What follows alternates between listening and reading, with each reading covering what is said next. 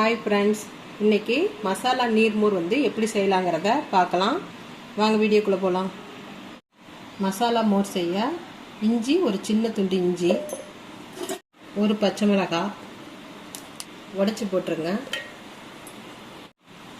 கொத்தமல்லி தழை கொஞ்சமாக, கறிவேப்பிலை சிறிதளவு. இது எல்லாத்தையும் பல்ஸ் விட்டு அரைச்சிக்கலாம்.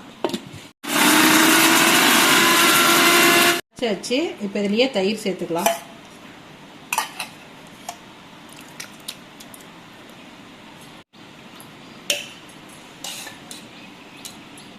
தயிர் சேர்த்தியாச்சு. இப்போ தேவையான அளவு தண்ணி சேர்த்துக்கலாம்.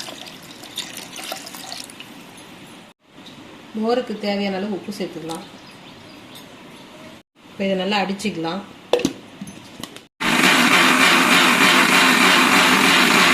மோர் அடிச்சாச்சு. இப்போ நம்ம ஃபில்டர் பண்ணிக்கலாம்.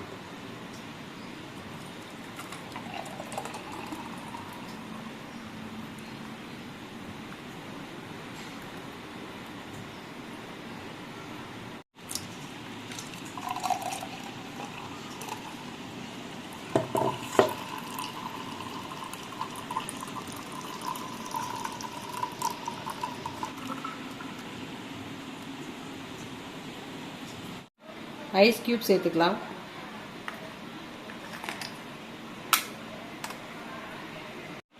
லைட்டாக கொத்தமல்லி தழை போட்டுக்கலாம்.